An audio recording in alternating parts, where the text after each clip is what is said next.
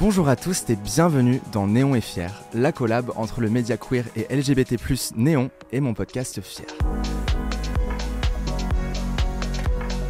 Je suis Thomas et je vous accompagnerai tout au long d'une série d'épisodes où je vous ferai découvrir et redécouvrir des personnalités queer d'aujourd'hui. Alors, on y va ? Bonjour à tous et bienvenue dans ce premier épisode de Néon et Fier. Aujourd'hui, je ne suis pas seul, puisque je suis avec Alex Ramirez. Salut. Salut Alex, ça va bien ? Ça va, je suis trop content d'être là. T'es pas trop épuisé de ton petit périple en vélo pour venir jusqu'ici ? Parce que j'ai dit que j'étais venu à vélo, mais c'est vraiment pour me faire du drama. C'était un vélo électrique. Même si je te cache pas que tu passes le périph' en vélo, t'es un peu... Il va pas m'emmener sur le périph' là, il va pas m'emmener sur le... Mais non, t'as un peu peur de ça. Tu sais que je suis bordelais, donc là, j'ai rien compris à ce que tu viens de dire. Le périph', en fait, c'est le boulevard de Ceinture, mais t'en as un sûrement à Bordeaux. Tu passes un peu l'autoroute, t'as peur d'aller sur l'autoroute. J'ai la vision, ok. T'as en vélo, parce que tu sais pas où il t'emmène le plan. Je suis là. Et t'es là, et t'es quasiment à l'heure. Donc c'est vraiment pas mal. Ça me va. Alors sache que je suis très content de t'inviter et de commencer cette collaboration avec Néon à tes côtés. Moi aussi, trop content. Puisque, figure-toi que moi j'étais un grand fan de Quotidien à l'époque. Et que je me souviens regarder tes chroniques. Et je me disais, ok, il y a des gens queer à la télé en fait. Donc c'est la boucle qui se boucle. La boucle est bouclée. La boucle est bouclée. bouclée aujourd'hui. Ouais. Donc très touché, très content. Et puis content. Écoute, on va discuter un petit peu. On va parler de ton spectacle Panache. On va parler de tes projets, de ta musique, puisque tu es désormais auteur, compositeur, interprète. Ça rime à rien, c'est parfait. Et voilà, apprendre à te connaître un petit peu plus pour lancer cette collab. Donc pour commencer, est-ce que tu peux te présenter pour les personnes qui ne te connaîtraient peut-être pas ? Pour les trois qui restent, les trois Français françaises. En indiquant tes pronoms aussi, s'il te plaît. Alors c'est il, lui, je suis Alex Ramirez, je suis humoriste, gay, et fier de l'être. C'est le cas de le dire. C'est ça. J'ai commencé la scène à 9 ans, mais on va dire je suis devenu humoriste professionnel autour de 19 ans, un truc comme ça. Ok. Donc maintenant j'en ai 35 et j'adore ce que je fais, j'adore écrire des spectacles, je fais aussi des chroniques, des vidéos, j'écris tout ce que je peux faire pour raconter des histoires et être dedans. Donc vraiment tout ce que tu peux imaginer, je le fais. C'est très pluridisciplinaire finalement. Ouais. Et j'avais envie de placer ce mot. Et c'est parfait. Hein, tu peux, je dirais que j'ai une accointance, comme ça aussi je l'ai calé, avec toutes les disciplines artistiques. Pas mal. Mais oui, là je suis encore dans la période égocentrique, donc j'aime être devant la caméra ou être sur scène. Après peut-être que j'écrirai juste pour d'autres acteurs et actrices. Et là je me dis je suis pas encore trop dégueu, alors mais j'ai envie de me non. montrer. Et en plus t'as une très belle tenue aujourd'hui. Merci. Montre-nous un peu à la caméra si voilà.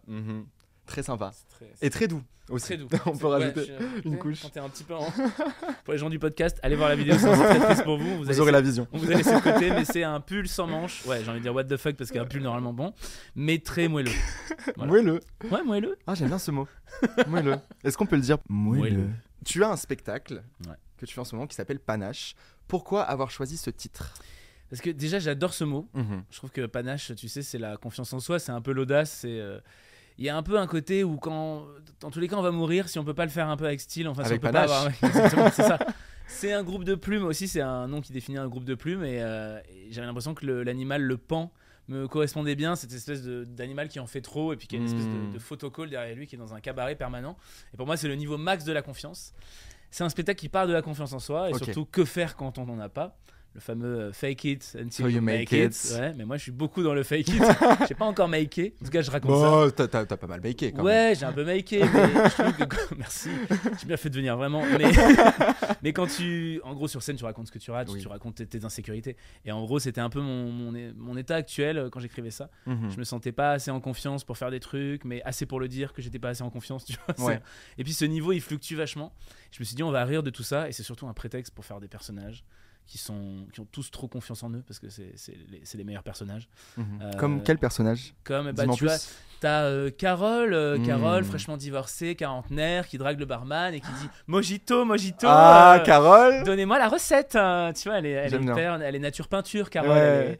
Elle est. C'est la tante de la tante cool quoi. Elle est rock. Elle est rock'n'roll. Elle est rock. Elle sort avec sa fille, tu vois.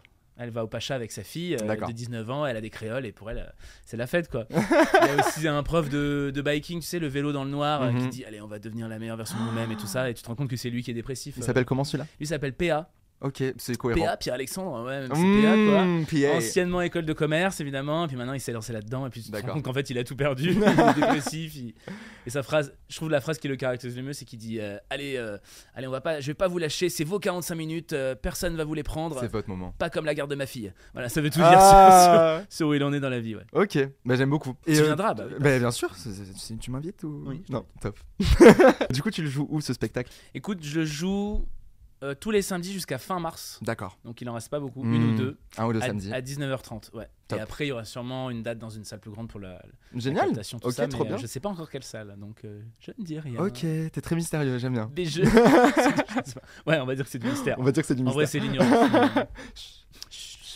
Préparer un spectacle comme ça doit demander beaucoup d'investissement. Combien de temps ça te prend typiquement pour préparer un spectacle comme ça? Là, en gros, pour te résumer, je dirais 1 an. D'accord. 1 an où dedans t'écris pas, parce que ça sert de pas écrire aussi. Mhm. T'avances moins vite quand t'écris pas, mais C'est un détail. c'est absurde. Voilà. Mais ouais, tu fais des séances de travail, de résidence. Moi, je partais souvent une semaine avec ma metteuse en scène. Donc, si tu résumes tout ça, ouais, ça fait 1 an. En gros, Ok. il faut quand même 1 an. Ok. Mais j'avais déjà des idées avant, parce que on va dire c'est ça le nerf de la guerre, trouver les bonnes idées, les bons axes. Après, t'écris, tu développes, mais c'est bien, c'est ce qu'il faut, parce qu'il faut qu'il évolue ton spectacle aussi. Il faut le jouer, il faut le tester, il faut le roder. Donc, je trouve qu'1 an, c'est le minimum. Et donc, est-ce que tu trouves qu'entre la première date où tu l'as joué et du coup la plus récente que t'es faite, il y a une différence dans la façon de jouer le spectacle? Tellement. En plus, moi, j'interprète pas mal de personnages, donc en fait, il y a vraiment des choses liées au jeu. Et plus tu joues, mieux tu joues. Et puis, c'est dans l'interprétation, ça veut dire que j'ai cette chance de... Tu peux retenter tous les soirs, quoi, tu vois, ton personnage. Des fois, il va être plus drôle, moins drôle. Des fois, t'es fatigué. Des fois, t'es pas dedans. Des fois, faut que tu te concentres. Mais le travail fait que t'accèdes toujours à une espèce de qualité. Mais des fois, tu sais, la même vanne annoncée pas pareil, surtout en perso, elle va prendre ou pas prendre. Donc, ouais, il a beaucoup changé. Ok. Comment est-ce que t'es tombé dans le milieu de l'humour en fait? Parce que certes, t'es quelqu'un de très drôle. Merci. Non, mais c'est vrai que bon, entre être drôle et faire des blagues au quotidien et avoir une carrière en tant qu'humoriste, il y a quand même un grand écart. Comment est-ce que t'as su que c'était ton truc et comment est-ce que ça s'est fait aussi? Ça m'intrigue. En fait, j'ai commencé l'atelier théâtre à 9 ans. C'était un atelier dans une MJC, tu vois, un petit centre social où tu fais du théâtre. Et vraiment, j'ai vraiment adoré. C'était mon plaisir tous les vendredis soirs, faire 3 heures de théâtre. Ouais. Et on écrivait un peu nous-mêmes nos sketchs. Donc il n'y avait pas, tu prends ce texte. Donc t'es là, t'apprends. Forcément, tu fais un peu d'humour. Du coup, tu testes, tu fais des personnages, tu fais des spectacles de fin d'année. Tu te rends compte que tu fais rire des gens. Puis moi, j'ai toujours gardé ça dans un coin de ma tête en disant j'aimerais bien faire ça un jour. Ouais. Après, tu tombes devant les sketchs de Muriel Robin. Et là, t'es là, waouh, c'est hilarant. J'adore ce qu'elle fait. Foresti, évidemment. Donc tu te dis, putain, il y a vraiment quelque chose qui me plaît. Je vais essayer de tester ça. Et donc je te résume, après 10 ans, peu ou prou, 15 ans de carrière, où en fait, je suis arrivé à Lyon, moi j'ai pris des cours d'improvisation, tu vois. Je faisais des cours d'impro, et l'impro en fait t'aide vachement à écrire. Tu dis je vais parler de ça, et puis finalement t'improvises, tu dis ça c'est marrant, tu le notes. Donc ça déjà c'est une première façon d'écrire, de travailler. Après il y a des rencontres qui font que ça avance plus vite ou pas, mais le premier spectacle c'est pas moi qui l'ai écrit, tu vois. J'avais envie d'écrire et je me suis mis en collab avec un auteur qui était super, qui lui avait envie d'écrire pour moi. Et en fait, chemin faisant, t'écris, tu travailles, tu te plantes, tu réessayes. Et puis là, je te résume, voilà, 10 ans, il y a eu des premiers spectacles qui sont pas sortis de Lyon, où j'ai fait Avignon, j'ai fait les festivals d'humour, j'ai fait des petites tournées, mais c'est vraiment en arrivant à Paris où là, il y a eu Sensiblement Viril. Et bizarrement, c'est en faisant ce spectacle où je raconte mon homosexualité où la vraie rencontre, elle s'est faite avec le public, où j'ai eu le plus de succès. Donc, tu dis, c'est bien, la sincérité, ça paye toujours un peu. Quoi. Et justement, ces rencontres que tu as faites tout au long de ton parcours, si tu devais m'en donner, admettons, une qui t'a vraiment marqué, ça serait qui et pourquoi? Ça serait une comédienne qui est devenue ma meilleure amie, qui est devenue ma metteuse en scène. Donc vraiment, on est sur une personne qui a vraiment œuvré pour ma... T'as bien aidé. Tellement. Elle s'appelle Alexandra Bialy. Je l'embrasse très fort. On pense à toi, Alexandra. En plus, c'était ma voisine pendant plusieurs années. On était à Paris, on vivait l'un en face de l'autre. Donc le rêve, même pas. Elle est super et on a joué une pièce ensemble. On faisait de l'improvisation ensemble. Après, on a joué dans une pièce ensemble, même 2 pièces. Et elle est arrivée sur Sensiblement Viril en direction d'acteur, juste s'assurer que ce que je le joue bien, ce qui est déjà un sacré taf. Et après, elle m'a dit, mais en fait, elle faisait ma mise en scène, mine de rien. Et du coup, après, sur tous mes autres projets, mon gala à Montreux, c'était ma metteuse en scène. Et sur ce nouveau spectacle, c'est aussi ma metteuse en scène. Donc, ouais, je dirais elle, ouais. Puis l'amitié, il y a personne qui te connaît aussi bien qu'un ami. Ouais. C'est ça. Puis tu peux te montrer un peu vulnérable, nul aussi. Tu peux lui tester des blagues pourries. Et même si elle te dit que c'est pas drôle, tu te sentiras jamais mal, quoi. C'est ça entourez-vous des gens qui vous aiment vraiment. Et qui sont honnêtes aussi. Ouais. Qui sont honnêtes, mais pas pour vous casser, vraiment, qui vous aiment, et c'est le secret en fait. C'est beau. Et ça représente quoi pour toi de pouvoir jouer ce spectacle aujourd'hui ? Est-ce que c'est quelque chose que tu conceptualisais quand tu as commencé ? Ouais, c'est intéressant ce que tu dis. En fait, quand j'étais plus jeune, j'avais aucun doute sur le fait que j'allais y Tu arriver. savais. En fait, j'étais là, ouais, bah, en même temps, c'est là que je suis arrivé à Paris, mais j'aurais pu être bourré d'insécurité. À Paris, on était plein d'humoristes. Je faisais des plateaux. En plus, ça prenait pas tant que ça, parce que quand tu fais des sketchs dans des plateaux stand-up, en plus, on n'avait pas autant. Il n'y avait pas des plateaux queer comme maintenant. Il n'y avait pas des plateaux où tu peux choisir un peu ton public. Donc t'es là et en fait je n'avais aucun doute à part celui de je vais m'accrocher. Et c'est un peu, je me dis, tant que t'as la ténacité et un certain niveau de remise en question, parce que juste dire non c'est les autres qui sont nuls, moi ce que je fais c'est génial, et que tu travailles, pour moi il n'y a pas de secret. C'est maintenant où des fois j'ai des crises de doute alors que vraiment il y a des choses super qui sont en train de se passer. Bah oui c'est ça. Mais parce que tu veux toujours plus. Et là t'es là, ah ouais mais en fait ça j'aurais bien aimé être là-dedans, et puis Instagram aide pas je pense. Alors que pour la comparaison, ouais, bah ouais tous les gens ont l'air de faire des trucs mieux que toi quoi tu vois. Je te dirais qu'il y avait vraiment une grosse confiance en moi à l'époque. Ouais. J'aurais pas pu faire panache, tu vois. Là, panache, c'est genre le côté de pourquoi d'un coup je perds cette confiance. Là, j'avance. Mais c'est ça qui est intéressant aussi, c'est un regard différent aussi sur ce que tu fais, sur toi, ton identité. Sûrement, mais c'est. Ouais, de toute façon, de l'instabilité, de la fragilité naît de super blagues. Donc, Et on parlera de tout ça tout à l'heure. Okay. Est-ce qu'on peut parler un peu de ta queerness, de ta découverte de ton homosexualité, etc. Avec plaisir. Déjà, quand est-ce que tu as su que tu aimais bien les garçons ? Bah, c'est quoi ? C'est la préfecture, tu vas, à un moment, ils te disent hétéro, gay. Ouais, tu coches quelle case là ? On m'a dit, bah, normalement, c'est bon. Bon, bah voilà, t'as passé le test, c'est bon. Ils t'ont validé. Ou c'est Karine Le Marchand qui sort, elle te dit gay. C'est Karine. C'est Karine. C'est Karine. J'ai su, en vrai, j'étais peu attiré que ce soit par fille ou garçon. J'étais un enfant très longtemps, tu vois. J'avais pas de désir vraiment d'attirance pour qui que ce soit hyper longtemps. Donc je dirais c'est autour de, des choses qui ont commencé à poindre peut-être autour de 16-17. Ouais, donc pas tard, mais un petit peu plus tard peut-être. Ouais, voilà, pas, tu vois, pas du tout l'adolescent, 14 ans. Prépubère. Hyper, ou alors je m'en rappelle pas. Ou alors je sais pas. En fait, tu le sais, mais en même temps tu le sais pas parce que tu sais pas que ça existe. Donc t'es un peu dans un espèce de vide juridique où t'es là, ok. Tu sais pas quelle case cocher. Quelle case cocher. T'es passé chez Sage. On n'a donc pas le droit de dire des marques, bon, vous comprendrez. Mais. T'es pas chassé. Non, en fait, du coup, si, en fait, je crois que j'avais une attirance. Je le conceptualisais pas. Enfin, ça arrivait jamais jusqu'à attends, faut le dire, faut pas le dire. Et puis, c'était très sur des images, on va dire. Et pas sur des garçons que je pourrais, des camarades de classe. Ou quoi. C'était pas vraiment ça, en fait. Il y avait pas ce côté. Donc, ça s'est fait un peu petit à petit. Non, je repense, tu sais, il y a le cliché, souvent très hétéro, des gamins qui disent. Enfin, des mecs hétéros qui disent gamins, ils allaient sur les magazines de la Redoute pour voir les pages sous-vêtements de, tu vois, des meufs en culotte. Et je crois que j'allais quand même voir les mecs en boxer sur les pages. Moi, c'est dans les supermarchés, tu vois. Tu vois les trucs à caleçons, t'avais des hommes sur les cartons découpés, et j'étais là, je faisais. Et je repassais. Ouais, tu vois, bah ouais, c'est fou. Hein. Donc je crois que il y a quand même autour de 14 ans quand même, il y a déjà eu un truc un peu comme ça. Mais en fait, je sentais une attirance, mais je pouvais pas te dire je suis gay ou. Oui, parce qu'il y a un travail d'acceptation. Peut-être tu ressens tes émotions, mais après de savoir que c'est ça. Ouais, de comprendre. Après, il y a forcément un peu d'homophobie intériorisée, forcément. Enfin, je le souhaite à personne, mais t'as toujours ce truc où tu te demandes s'il faut le dire, pas le dire, comment le dire. Et puis tu dis peut-être que, en fait, pas vraiment. Ouais, je crois que il y avait vraiment un moment où. C'était plus facile pour moi, mais c'était plutôt pour un pote que je pensais homophobe et j'avais trop peur de sa réaction, alors que pas du tout, vraiment, ils s'en fichaient. Et ça a été un ami, plus un ami, plus un ami, c'est des mini coming out, tu vois. Et ça a été en plus une personne, mon meilleur ami, qui n'était pas encore mon meilleur ami à l'époque, qui a capté pour moi, tu vois. Et qui a dit à la pote qu'on avait en commun, mais Alex, il a parlé de Maëlys, mais qu'il avait rien fait parce que machin. Et pourquoi il aurait rien fait, enfin machin, tu t'es pas posé des questions. Et je pense qu'il avait un regard extérieur parce que ma pote me connaissait depuis l'enfance, donc elle m'avait pas vu grandir, je pense. Et ma pote m'appelle, et c'est une des premières qui me dit est-ce que tu serais pas homosexuel? Et j'ai dit oui, mais alors tu dis rien à personne. Je me rappelle être sorti de la maison, de chez moi, t'es au téléphone, genre vraiment c'était. En fait, c'est un truc déjà, je pense que des émois amoureux, des attirances, que ce soit quand elles sont déjà, on va dire, dans la majorité, j'allais dire normé, mais c'est un mauvais mot. Dans la majorité, t'as déjà un peu du mal à assumer, déjà juste que toi, je sais pas, mec hétéro, t'es amoureux de Stéphanie. Donc si en plus, toi, mec gay, t'es plus ou moins attiré par une personne qui, en plus, si ça se trouve, n'est pas attiré par toi, enfin, t'as toujours ce truc. J'avais des petits crushs par-ci par-là, quoi, mais ça s'est vraiment fait petit à petit. Et après, le spectacle. évidemment. Il y a eu une période un peu de rétro-pédalage où mon De manager... rétro-pédalage. Ouais, c'est le cas de le dire, en fait, c'est C'est vraiment vraiment ça. le cas de le dire.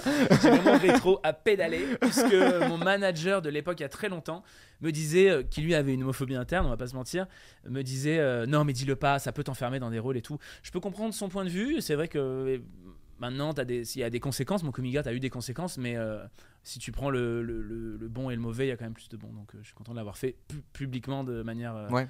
Et puis surtout de manière humoristique, je l'ai pas fait pour faire parler, je l'ai fait Non, pour être faire vrai des blagues. pour faire rire. et avec un axe qui me plaisait, genre on va pas rire de moi, on va rire ensemble des clichés quoi. Je vais pas devenir un personnage dont vous allez vous moquer quoi. Ok. Ça j'aimais bien. Et comment est-ce qu'on incorpore ça avec tact dans un spectacle? Parce que je trouve que ça peut être très facile de tomber dans justement une stéréotypisation des clichés, etc. Comment t'as jaugé tout ça? Et ça m'intéresse de comprendre ton processus pour intégrer ça.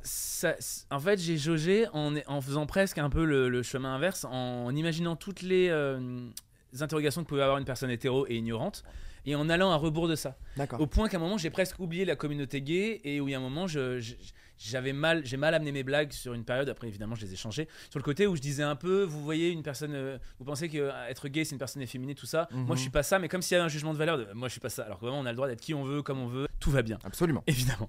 Donc du coup, tu vois, il y a eu de la maladresse, parce que finalement tu passes, comme tu veux un peu plaire justement à une majorité, tu passes par une espèce, c'est pas de l'homophobie, mais tu passes par de la maladresse. Il y avait un peu justement de folophobie, alors que vraiment en plus j'embrasse ma part de féminité.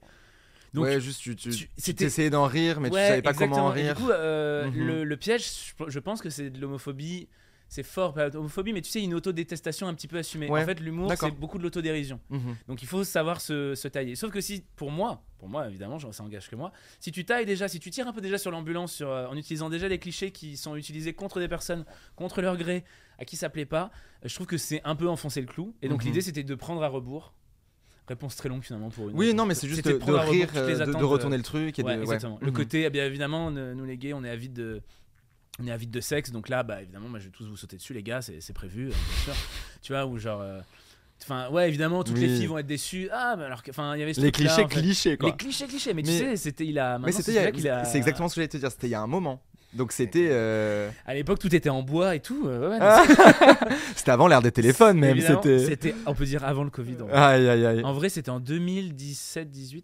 Mais c'est aussi des sujets qui étaient abordés moins finement, avec moins de recul que maintenant. Ouais, il y avait moins de personnes qui en humoriste parlaient gay, de leur on était homosexualité, très peu, etc. Oui, c'est ça. Il y avait Jarry. Shirley Soignon, peut-être Soignon. aussi. Jarry, ouais. Jarry, je pense à celui qui est steward, Jean-Philippe Janssen, mais ça commençait un peu.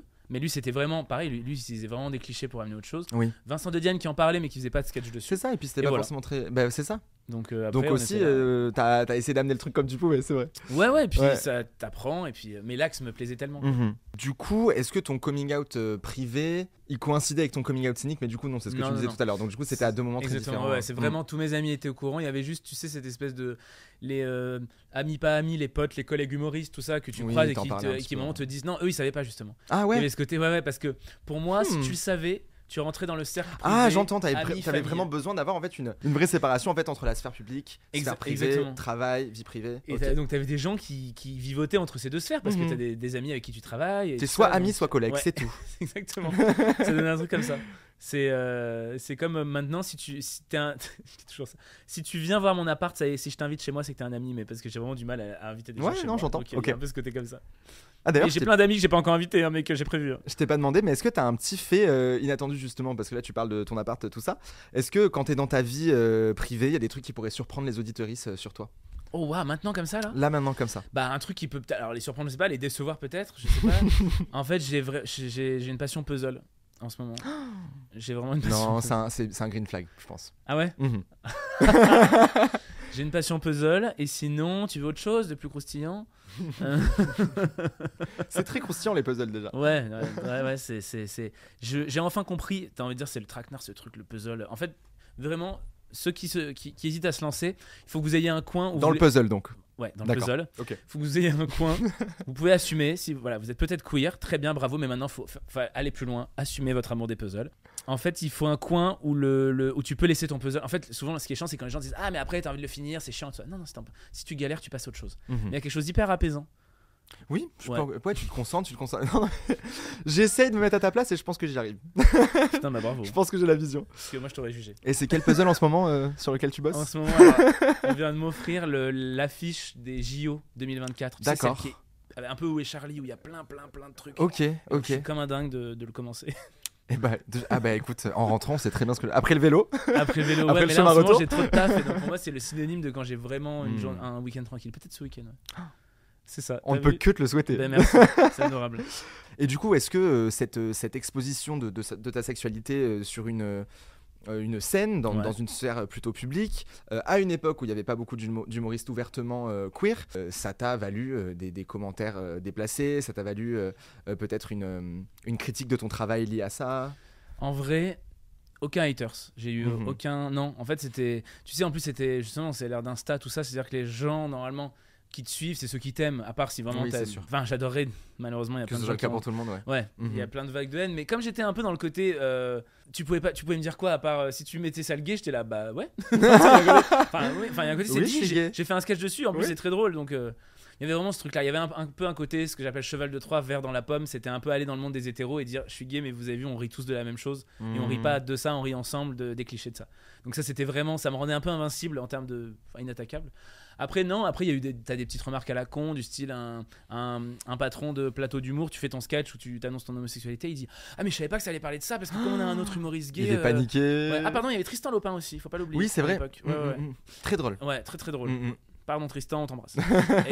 et du coup, tu vois, c'était avec Tristan, il me dit ah mais parce qu'on a déjà Tristan, donc t'étais là quoi d'un coup je deviens une Donc t'as minorité. déjà Tristan, donc t'as déjà un gay, Ouais, donc tu peux horrible. pas en avoir deux. Ok, top. T'avais une humoriste meuf qui m'avait dit welcome chez les minorités, tu Oui, sais, genre ouais. en mode, quand t'es la meuf d'un plateau d'humour et tout, donc tu te heurtes un peu à ça, tu te heurtes un peu à un directeur de salle qui dit non mais Alex, c'était génial parce que ça veut rien dire, ça se voit qu'il est pas gay en vrai parce que le gay il le fait pas bien. Waouh. Oh, alors là, il y a trop de trucs à critiquer dans cette phrase, c'est pas possible. Ouais, y a C'est rien pour ça qui que c'est va. hilarant et très triste, hein, mais Oui, ouais. d'une ça dit que je joue mal, mais que je joue mal, enfin ça, faut pas du tout décortiquer cette phrase. Oui, en fait. Pas du tout. Mais du coup, des trucs comme ça, et en vrai, non, il n'y a pas eu de. Il n'y a pas eu de problème. Après, tu vois, là, ce que je te dis, c'est que maintenant, t'as ce spectacle qui est sorti. Je jouais de ça, il y avait ce côté un peu plus, on va dire, j'étais plus fin aussi, il y avait ce côté un petit peu sautillant, un peu plus twink, hein, on va pas se mentir. Et du coup, maintenant, je dirais. Tu as dit le mot twink, ça y est. C'était Il est dit maintenant. Et maintenant que je suis plus une gym queen, tu vois. Non, mais il y a un côté où maintenant, tu vois, pour des rôles, on va toujours penser à moi pour des rôles, forcément. Je te parle de cinéma ou de série, de stylistes un peu efféminés et qui sont un peu sassy. Et t'as envie de dire, ok, je peux le jouer si vous voulez, enfin, il n'y a aucun problème. Mais je suis pas que ça. Et ça, pour le coup, tu te heurtes un peu à ce côté-là où en fait, c'est bon, bah, il nous faut un mec un peu efféminé, marrant, bon, on va prendre. Alors que j'ai pas l'impression que c'est ce que je renvoie forcément tout le temps. Oui. Et en tout cas, moi, ce que j'aime travailler, c'est d'autres rôles. Donc, on est un peu dans l'ère où il faut accepter de dire non sur des trucs, sinon tu tombes un peu dans le cliché dans lequel tu voulais pas tomber, quoi. Et justement, cette catégorisation, elle est très commune ou Tu veux dire est-ce qu'elle est très commune dans le mainstream? En fait, j'ai envie de te dire, parce que certes, au sein des plateaux queer, tout ça, j'ai pas Ouais. l'impression qu'il y ait beaucoup de, tu Dans- vois, alors que toi, t'es arrivé à un moment où il fallait amener le queer dans le mainstream, enfin, Ouais. tu l'as amené en tout cas dans le mainstream. Forcément, tu tombes dans des cases, mais est-ce que c'est beaucoup plus commun que ce qu'on pourrait penser? C'est plus commun. Non, en fait, parce que tu auras toujours. Mais c'est le principe de l'humour aussi. Tu te rends compte que les personnes les plus drôles sont issues d'une minorité de toute façon. Il y a un côté où en fait. C'est tout. Non, mais c'est vrai. Non, mais en vrai, vraiment. C'est les traumas, je pense, qui font rire. C'est les traumas, ou en tout cas, dans ce cas-là, les personnes vont prendre. Si t'es un homme blanc hétéro, tu vas prendre un style d'humour très particulier. Ou en tout cas, faut vraiment avoir son identité. Tout est possible. Mais du coup, il y a un côté où tu seras toujours un peu. T'es toujours un personnage de toute façon sur scène. Oui. Donc, mainstream, pas mainstream, ça dépend des plateaux. Moi, j'ai adoré aller dans des plateaux qui s'attendaient pas du tout à avoir une personne gay en parler face à elle. Et en fait, il y a un moment, en fait, si c'est drôle ou c'est pas drôle. Enfin, tu vois, il y a un moment où moi j'y allais, je parlais de ça, pas parce que c'était ma thérapie interne, même si ça m'aidait, mais c'était surtout parce que j'avais l'axe pour en faire des vannes. Ouais, absolument. Et dans ce spectacle, dans mon nouveau spectacle, Padache, j'ai un sketch sur j'imagine si j'étais hétéro. Et donc, j'annonce une grosse liste de clichés. Attends, mais Alex, sur- t'es pas hétéro? Parce que moi, je t'ai invité parce que je pensais que. Je suis fier. Non. Fier d'être hétéro? Ouh là là, ça prend une autre tournure, j'aime pas du tout. Non, pardon, je je t'ai suis coupé. fier. Non, Excuse-moi. non, je suis fier de pas être hétéro. Mais aussi. j'ai rien contre les personnes hétéro, évidemment. On choisit pas. Tant qu'elles font pas ça chez moi. Voilà. Voilà, pas devant nous, mais Ouais, c'est non, ok voilà. si vous voulez faire ça dans la sphère Oui, privée, mais il voilà. faut pas non plus en Sphère abuser. privée, Ouais, exactement. ouais, Voilà. sphère Et privée, vous n'êtes pas obligé de le crier sur Twitter. Non, mais du coup, voilà, en fait, moi, mon axe, c'était marrant, c'est je m'imaginais si moi j'étais hétéro, comment je serais. Et t'es pas mieux ou moins bien, c'est ça qui est drôle, en fait. Oui. Et le but, c'était de faire un. En fait, c'est quand j'ai des axes qui parlent de ça, je vais en parler. Si je veux dire un truc sur mon mec, bah, je vais dire mon mec, je vais pas essayer de prendre un chemin. Donc, en fait, l'idée de démocratiser ça, c'est pas. C'est d'y aller. L'humour, c'est pas de donner des leçons, c'est vraiment d'y aller. C'est d'être drôle, hein, vraiment, je me répète, mais la base, c'est ça. Et si en plus, derrière, tu fais passer des valeurs qui sont ok, parce que souvent, en humour, on peut entériner des clichés, ça c'est chiant. Qui sont ok, qui sont pas violentes contre. Faut créer débat contre aussi, une communauté. faut ouvrir la parole, faut déstigmatiser en fait. Et puis surtout, tu peux faire rire avec un humour safe, quoi. En fait. Absolument, c'est Donc très important. c'est un peu ma recherche, ça. Ouais. Et quand t'étais petit, est-ce que t'étais un peu le clown de service, t'étais un peu, tu faisais rire tout le monde? Ouais, un peu. Je parlais beaucoup, voilà, tu vois. Tu me poses une question, j'en fais un quart d'heure. Mais on peut couper tout. Ouais, c'est sûr, j'adorais, je faisais des spectacles, je me déguisais. Il y a un côté, enfin, il y a pas trop de hasard. Hein, vraiment, tu me vois enfant. T'as deux personnes qui font du théâtre, t'as soit celles qui sont toutes timides, c'est un peu les parents disent ça va les décoincer, soit celles ça va le canaliser parce qu'on en a marre des spectacles trop, là. de fin d'année. Avec ma cousine on faisait des spectacles devant la famille. Donc... Ouais, les performances dans le jardin, tout le monde s'assoit. Ouais, je faisais des striptease avec mon gilet en. Je finissais t'as pas All nu, About évidemment. That Bass de Meghan Trainor qui est en train de passer, tu fais ta choré, tu la fais à ta pauvre cousine là comme ça. C'est mignon, tu m'imines si jeune. Moi je parle de connaissance de code. J'étais déjà bien ado, bien vieux quand il y a eu All About That Bass, mais c'est si mignon de m'imaginer si jeune. Vraiment. Non, moi j'étais sur les To Be Free, tu vois, quand je faisais mes. Et c'est ok. J'avais un gilet en laine et je le faisais tourner autour de ma tête comme ça. Wow. C'était fascinant. Et puis les déguisements, les trucs, ouais, j'adorais. Mm-hmm. Mon spectacle Panache commence avec des photos de moi déguisé et j'arrive sur scène avec des vêtements qui ont été faits en mode un peu haute couture de mes déguisements d'enfant. Ratez pas le début, venez à l'heure parce que tout l'argent est au début du spectacle. Et en plus tu es ponctuel, comme tu disais. J'essaye. J'essaye de commencer à l'heure. Et du coup, tu expliquais être passé par la ville de Lyon. Là, j'ai amené la phrase hyper bizarrement, mais t'as été à Lyon pendant un moment. Ouais. Et est-ce que t'as fait des scènes ouvertes là-bas? Quelle place en fait à cette ville dans ton parcours? Parce que... Ah bah c'est le début de tout. Hein. Ouais. Vraiment, Lyon. Je suis arrivé à Lyon pour faire mes études. Je viens d'en dessous de Lyon. Je viens d'une petite ville qui s'appelle Roussillon. Pas les carrières d'Ocre, le Languedoc-Roussillon, le truc super beau. Non, Roussillon. Non, juste Roussillon. Roussillon, en Isère. Et en gros, je suis monté à Lyon pour faire mes études. Et là, je me suis dit, je me donne un an pour avoir un début d'embryon de quelque chose. Tu sais, c'est Mariah Carey qui débarque à New York. C'est burlesque, c'est Christina Aguilera. Tu vois, c'est vraiment pas d'aller-retour. Sauf quoi. que c'est à Roussillon, enfin à Lyon, Sauf du que coup. c'est à Lyon, voilà. Adapté. C'est burlesque. Et du coup, j'ai pris des cours d'impro, tout ça. En fait, Lyon, ça a été le début de tout. Lyon, à l'époque, t'avais pas de comédie club. Donc à Lyon, t'avais la chance d'avoir ton heure en entière. Heure et demie en entière, donc des fois elle était peut-être moins bien, mais en tout cas et t'étais programmé dans des cafés-théâtres. Et moi en fait j'ai fait un concours d'humour où si tu gagnais ce concours d'humour, donc là pour le coup c'était une espèce de plateau d'humour, c'était des soirées exceptionnelles, tu avais droit à une date de ton spectacle en entier 6 mois plus tard. Et en fait en 6 mois du coup l'auteur à l'époque de spectacle, on a travaillé le spectacle ensemble parce qu'on avait qu'un sketch de 15 minutes, tu vois. Donc il fallait retravailler un peu. Fallait tout faire, fallait tirer un peu, voilà. Un petit peu. Fallait un petit peu écrire. Et du coup après tu passes d'une programmation à une autre et ainsi de suite. Et en fait à Lyon j'ai fait mes armes, j'ai joué tellement de fois, à Lyon, tu peux passer d'un café-théâtre. Il y a une grosse tradition café-théâtre qui fait que même si les gens te connaissent pas, ils vont venir, ils font confiance à la programmation du café-théâtre. Donc en fait, tu as moins de théâtres de différentes tailles. Tu as les grands théâtres nationaux évidemment, mais sinon, tu vas avoir des cafés-théâtres de 100 places, 130 places ou même des fois 35 places, 80 places. T'es passé de 35 à 80 comme ça. Moi, les chiffres, je me 54, suis 29, 34, 52, 42, voilà. Je me suis auto-soulé en parlant des chiffres. Non, t'inquiète. Je te jure, si les gens vous dormez, je comprends. 23, 57, 13. D'ailleurs, tu peux me faire ta petite voix de radio que t'as fait au début parce que on a trop fermé les yeux sur ce que t'as fait. Allez, tout de suite, on s'écoute le dernier single de Angèle, c'est Fever en duo avec Dua Lipa. Et juste après, c'est l'horoscope avec Caroline. Tu le fais très bien. J'adore faire ça, c'est mon rêve. Juste faire des lancements. En tout cas, à Lyon, ça a été le début de tout. Et je faisais déjà des allers-retours à Paris pour jouer mon spectacle une fois par semaine. Et je revenais jouer à Lyon. Donc il y avait déjà, tu vois, ce petit pas. Ouais. Sans Lyon, sans les festivals d'Avignon, sans tout ça, je serais arrivé à Paris trop peu armé. Et je pense que je me serais peut-être arrêté ou je me serais peut-être senti impuissant. J'avais déjà. J'ai fait 8 ans à Lyon, tu vois. Donc, t'es resté longtemps. Ouais. Et t'as beaucoup fait face à cette frustration qu'on peut ressentir au début parce que je pense que. Enfin, je sais pas, peut-être que t'as eu beaucoup de chance et que t'as beaucoup travaillé. Et du coup, ton spectacle et ce que tu proposais en tout cas au début a beaucoup fonctionné, mais est-ce que tu as vraiment eu des périodes de doute, des périodes de frustration à tes débuts? Moins, si au tout début parce qu'il fallait qu'on se trouve aussi avec mon auteur qui lui écrivait pour moi. Moi je me sentais pas d'écrire à l'époque, donc c'est hyper dur de jouer quand c'est pas toi qui écris. Tu m'étonnes. C'est plus compliqué.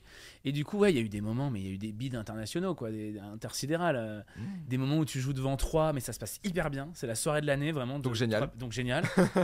En fait ça me montrait que chaque soirée, tu remettais ton titre en jeu. C'est-à-dire que le moment où tu prenais un peu confiance en disant c'est bon, ça le fait, je me plantais. Quand je me disais c'est nul, ça va jamais bien se passer, ça se passait hyper bien. Il y avait une question de. Ça a été éprouvant, ça a été beaucoup d'énergie, alors des fois un peu perdu, des fois utilisé à bon escient. J'ai jamais douté parce que j'avais vraiment l'impression que je pouvais faire que ça et que.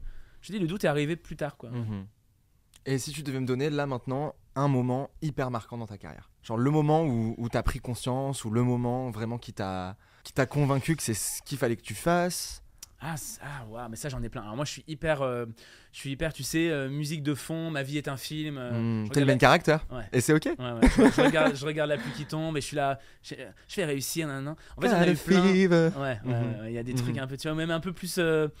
T'es un peu triste et tout, j'en parlais dans mon ancien spectacle, la petite chanson ça te donne un peu d'espoir et tout, et t'es là, ok je vais y arriver. Il y a eu l'arrivée, il y a eu quand tu quittes Lyon vraiment pour aller à Paris, pour déménager, où tu te dis en fait même si je dois faire vendeur dans un fast food et c'est ok, mais même si je dois vraiment avoir un job alimentaire qui est pas hyper gratifiant, voilà exactement, je le ferai.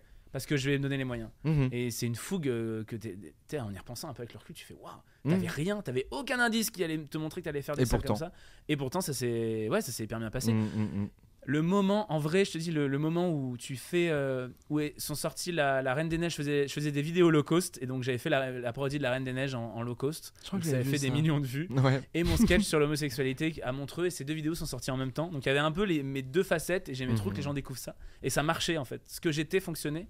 Et donc t'es rempli un peu plus longtemps à l'avance, tes salles elles grandissent et tout. Là tu dis il y a quand même quelque chose qui se passe, et en même temps tu réalises à moitié quoi. Enfin t'es dans un tourbillon, faire le Trianon pour la capta, faire ton spectacle pour être filmé sur Canal+, enfin ton spectacle passe sur Canal+, tu fais la capta, alors tu te chies dessus évidemment, on va pas se mentir, mais t'es là ouais ok c'est ça ma vie, bah putain génial. Donc ça valait le coup. Ouais ça valait le coup exactement. Ouais. Génial. Est-ce que tu as remarqué, à force de jouer ton spectacle, qu'il y avait une différence de réception en fonction des publics devant lesquels tu le joues? C'est-à-dire que, est-ce que tu as déjà joué ton spectacle devant un public qui était très clairement queer, VS, tu vois, un public sur Canal ou autre même. En tout cas, dans une salle de spectacle lambda vrai, où tout le monde ça, peut venir, quoi. En fait, c'est quand tu commences, c'est ça le plus dur.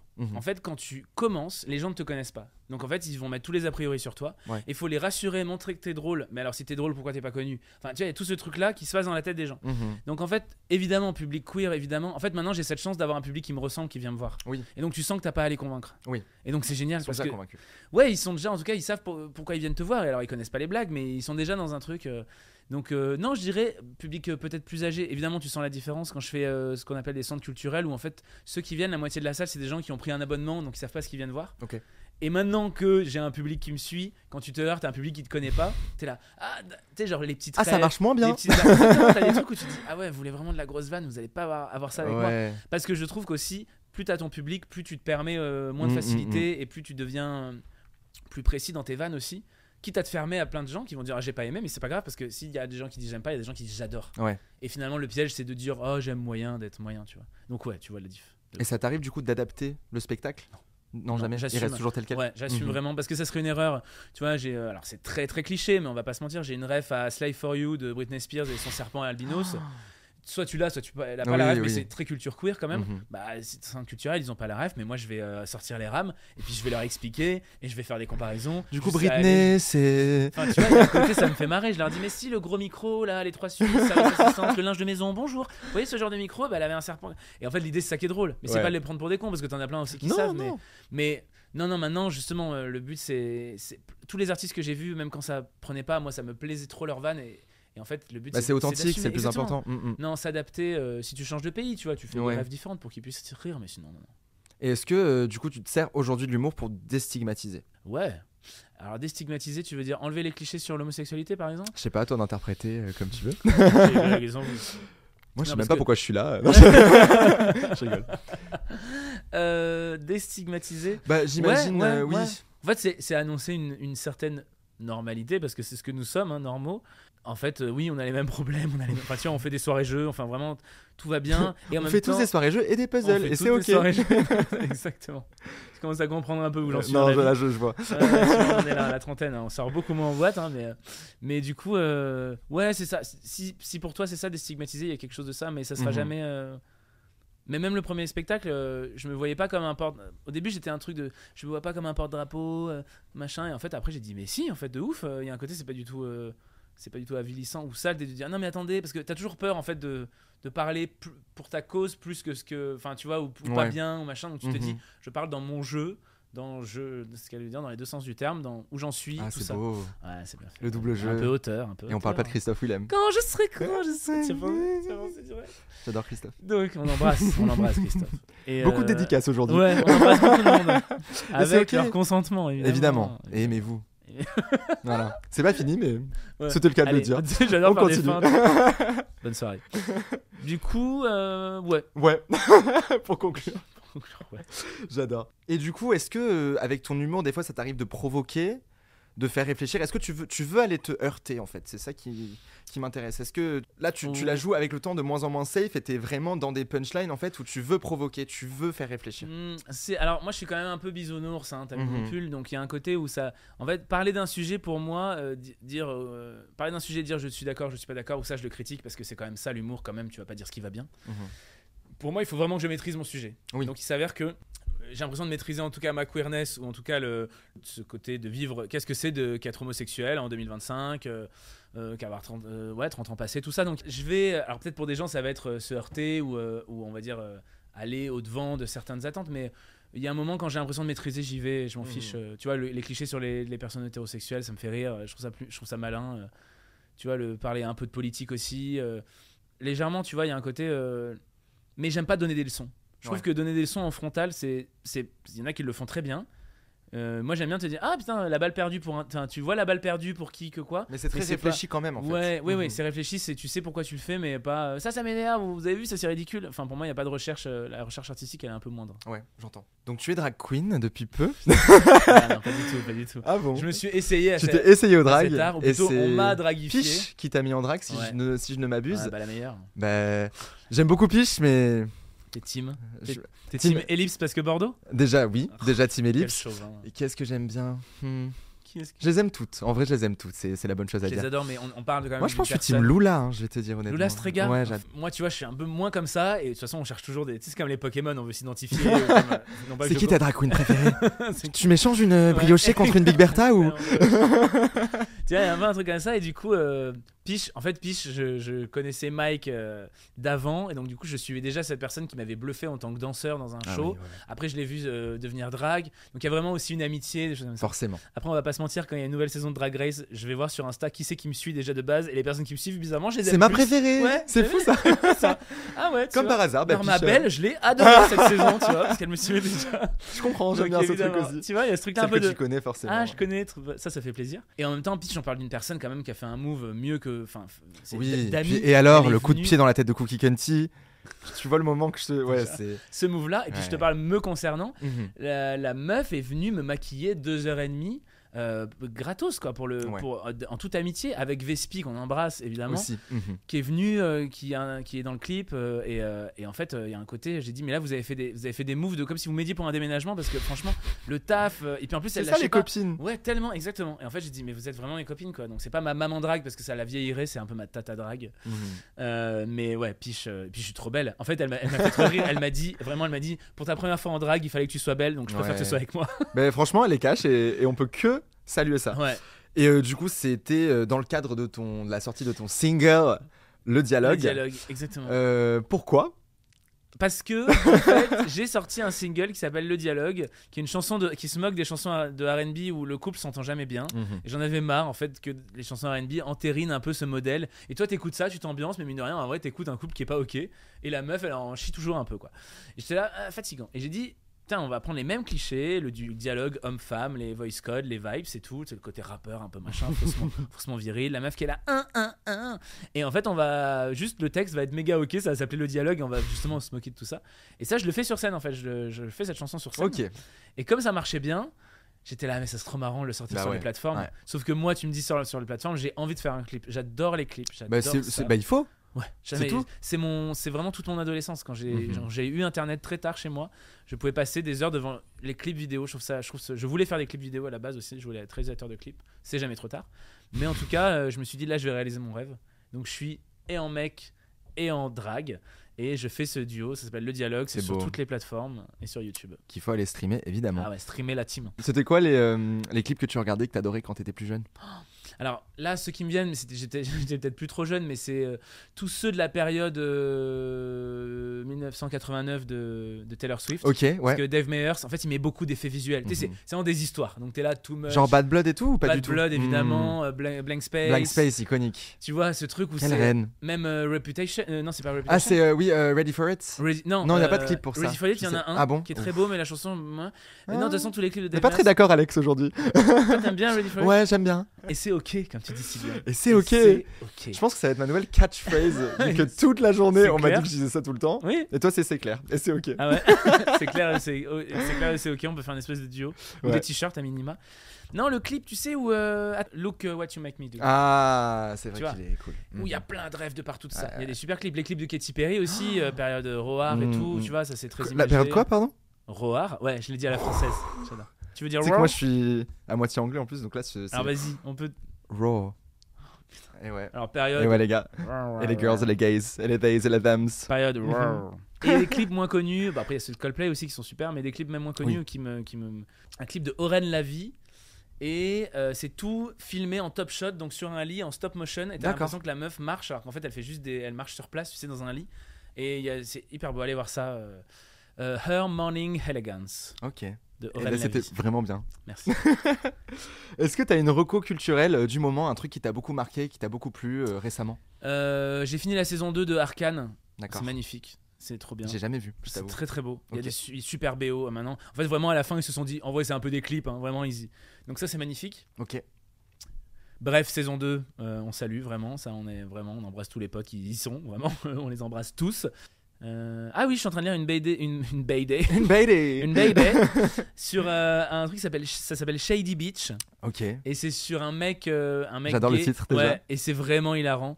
Shady Beach, et il a son ennemi, c'est Basic Beach. Ok. Et il est là, elle m'a encore du piqué, et vraiment c'est totalement absurde. Ça a l'air trop cool. Le mec a des très très très très longs cheveux.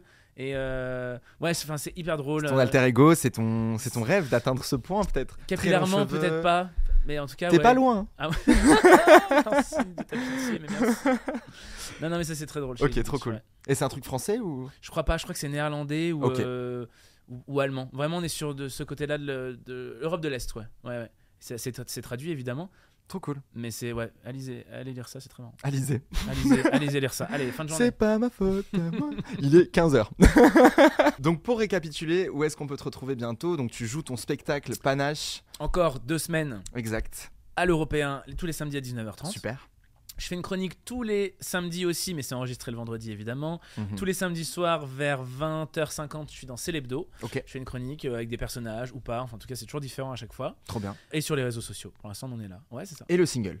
Le clip, le dialogue. Qu'il faut aller streamer, regarder. Sur les plateformes d'écoute. Merci beaucoup à toi, Alex, d'avoir accepté mon invitation. Merci beaucoup. C'est déjà fini. C'est déjà fini. C'est vrai, tu t'es amusé? Ouais, très cool. Moi aussi, j'ai beaucoup aimé. On est chez Néon, encore une fois, donc j'aimerais remercier Néon pour l'accueil. En tout cas, c'était vraiment très très cool. On se retrouve bientôt pour une nouvelle ah ouais, avec collab. Qui, genre quelqu'un d'autre? Je sais pas si je peux le dire. Avec une rappeuse dangereuse, c'est tout ce que je vais vous dire. Oh waouh, je crois qu'elle a des syllabes en commun avec mon nom prénom. En tout cas, merci beaucoup à toi, merci à Néon. Merci à Rentre bien en vélo, prends soin de toi. Au revoir. Et on se dit à très bientôt pour la suite. Salut. Clap de fin.